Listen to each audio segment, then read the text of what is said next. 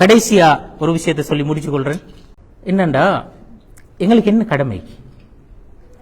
இங்க ஒரு ஒரு ஒரு விஷயத்தை நான் மிச்ச அழுத்தமாக சொல்லணும். குர்ஆன்ல இந்த இந்த இந்த நஃபீர் என்ற ஒரு ஒரு சொற்பிரயோகம் ஒன்று இருக்கிறது. இப்ப அதாவது ஒரு மிக முக்கியமான ஒரு ஒரு ஒரு இடர் காலத்துல, ஒரு கஷ்டமான ஒரு விஷயம், ஒரு முக்கியமான ஒரு பிரச்சனை, முக்கியமான ஒரு தேவை, அப்படியான ஒரு சூழல்ல முழு சமூகத்தினுடைய அந்த ஆற்றல்களையும் முயற்சிகளையும் ஒன்று குவிக்கிறதற்கான ஒரு ஒரு அறைகூவல் என்று சொல்ற ஒரு விஷயத்துக்கு தான் குர்ஆன்ல இந்த நஃபீர் என்ற அந்த சொற்பிரயோகம் இஸ்லாமிய பரிபாஷைக்குள்ளால பயன்படுத்தப்பட்டிருக்கிறது. இப்ப உதாரணத்துக்கு நாங்க சொல்லுவோம், இந்த அறிவு தேடல் பணிக்கு ஃபலௌலா நஃபர மின் குல்லி உம்மா என்று சொல்லி என்று வந்தது. அதே மாதிரி இப்ப இந்த ஆயுத போராட்டத்தின் போது ஃபன்ஃபிரு சுபாத்தின் அவின்ஃபிரு ஜமீஅன் என்று சொல்லி வந்தது. நீங்க சின்ன சின்ன குழுக்களாக அல்லது எல்லாரும் ஒரே அணியாக நீங்க போங்க. அப்ப இந்த நஃபீர் என்று சொல்றது உண்மையிலே ஒரு பெரிய வேலை திட்டத்துக்காக எல்லாருடைய முயற்சிகளையும் ஒன்று குவிக்கின்ற ஒரு விஷயத்துக்கு தான் நாங்க நஃபீர் என்று சொல்றோம்.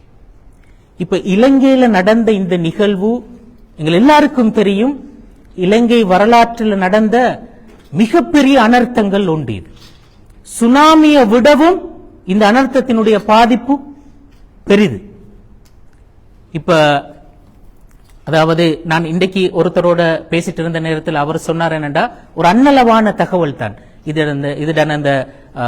அதாவது லாஸ்ட் அண்ட் டேமேஜ் அதை எஸ்டிமேட் பண்ணதுல அன்னளவாக $70 பில்லியன் இருக்கலாம் என்று சொல்லி அன்னளவாக இது பண்ணி, இப்ப அது IMF வேர்ல்ட் பேங்க் இந்தாக்கள் ஒரு இன்னும் செஞ்சிட்டு இருக்கிறார்கள் எக்ஸாக்டான ஃபிகர் என்னன்னு சொல்றதை கண்டுபிடிக்கிறதுக்கு. அப்ப $70 பில்லியன் இதுட நஷ்டம் என்று சொன்னா, அதுக்கு முந்தி இலங்கையில் அந்த அளவுக்கான ஒரு நஷ்டம் இதுல வந்திருக்கிறான்னு சொன்னா, இல்லைன்னா இது முழு இலங்கையும் தழுவின ஒரு நஷ்டம். அப்படியான ஒரு சேதம். உயிர் சேதங்கள் ஒப்பீட்டு ரீதியில சுனாமியோட வச்சு பார்க்கறதுல மிச்சம் குறைவுதான். அது 35,000 பேர் உயிர் இழந்தார்கள். ஆனா உடைமைகளோட சேதம் இதுல அதை விட பல மடங்கு அதிகம். அப்ப இந்த சந்தர்ப்பத்தில் எங்கட பணி என்னவாக இருக்க வேண்டும்? இது எங்களுக்கு ஒரு பெரிய பிரச்சனை அல்லையா? நாங்க இந்த சந்தர்ப்பத்தில் எங்கட முயற்சி உண்மையிலே அது எல்லா சமூகங்களையும் எல்லாரையுமே இந்த மிஷனுக்கு நாங்க ஒன்று குவிக்கின்றதாகத்தான் எங்கட முயற்சி அமையும். அப்படி ஒரு பெரிய பொறுப்பு எங்களுக்கு முன்னால் இருக்கின்றது என்று சொல்றதைத்தான் நான் உங்களுக்கு ஞாபகப்படுத்த விரும்பினேன். அந்த வகையில இந்த சந்தர்ப்பத்தில் நான் நினைக்கிறேன், இலங்கையை பிரதிநிதித்துவப்படுத்தின எத்தனையோ அமைப்புகள் இங்கு இருக்கின்றன. முஸ்லிம்களுக்கு மத்தியில முஸ்லிம் அல்லாதவர்கள் எத்தனையோ அமைப்புகள் இங்கு இருக்கின்றன. இந்த எல்லா அமைப்புகளும் ஏதோ ஒரு வகையில ஒன்று சேர்ந்து இதற்கு நாங்க என்ன செய்யலும், இந்த நாட்டில் இருக்கின்ற இலங்கையர்கள் என்ற வகையில நாங்க என்ன செய்யலாம் என்று சொல்ற ஒரு தீர்மானத்தை கட்டாயம் எடுக்கணும் நான் நினைக்கிறேன். அது இந்த சந்தர்ப்பத்துக்குரிய வாஜிபுல் வக்த், இந்த சந்தர்ப்பத்துக்குரிய கடமை வாஜிப் என்று சொல்லி நான் நினைக்கிறேன். அப்ப அந்த விஷயத்துல நாங்க எல்லாரும் கூடுதலான கவனம் செலுத்தணும். இதுல நாங்க பைனான்சியலி இந்த விஷயத்தை ஹேண்டில் பண்றதுல நிறைய எங்களுக்கு பவுண்டரிஸ் இருக்கிறது, வரையறைகள் இருக்கின்றன. ஆனால் அதை விட மிக முக்கியமான ஒரு விஷயம் இருக்கிறது சொன்னால், இந்த விடயம் சம்பந்தமான அறிவூட்டல், இந்த நாட்டு மக்களுக்கு அது சம்பந்தமான அறிவூட்டல் இது கண்டிப்பாக நடக்கும். இங்க இருக்கின்ற எத்தனையோ நிறுவனங்கள் இருக்கின்றன, அந்த நிறுவனங்களுக்கு அந்த எக்ஸாக்டான அந்த செய்தி போகணும். அதே மாதிரி இங்க எத்தனையோ தீவான்கள் நடக்கின்றன, அவற்றில் நாங்க எங்கட அந்த மெசேஜை கொண்டு போய் சேர்க்கலும். இங்க இருக்கிற ஒவ்வொரு ஆளும் யாரோ ஒரு ஸ்பான்சர் கீழே தான் நிக்கிறீங்க. அந்த ஸ்பான்சருக்கு உங்களுக்கு அந்த தகவலை சொல்ல முடியுமே? உங்களை சுத்தி எத்தனையோ பேர் இருக்கிறார்களே, அவர்களுக்கு இதை எஜுகேட் பண்ணலாமே. எத்தனையோ வாய்ப்பு எங்களுக்கு இருக்கின்றது. அப்ப இந்த பணி எங்களுக்கு முன்னால் இருக்கின்ற ஒரு மிகப்பெரிய ஒரு பணி. அதை உங்களுக்கு ஞாபகப்படுத்த வேண்டும் என்று சொல்லி நினைச்சேன். இப்ப அந்த நாங்க எல்லாரும் ஒரு அமைப்பாக மாறணும் என்று நான் சொல்ல மாட்டேன். இந்த குர்ஆனே சொல்றது ஃபன்ஃபிரு சுபாத்தின் அவின்ஃபிரு ஜமீஅன் என்றுதான்.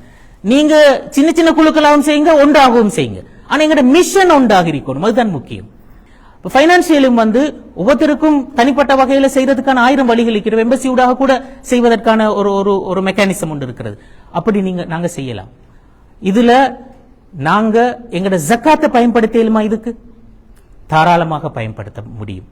இங்க குவைட்ல இருக்கிற ஒரு இஸ்லாமிய ஸ்காலர் முஸ்அத் சபரி, உங்கள பலருக்கு தெரிஞ்சிருக்கும், இந்த நிறுவனத்தோடும் சம்பந்தப்பட்டவர். கொரோனா சந்தர்ப்பத்தில் அவரோட ஒரு அழகான ஒரு ஃபத்வா வந்தது இந்த ஜக்காத் சம்பந்தமாக.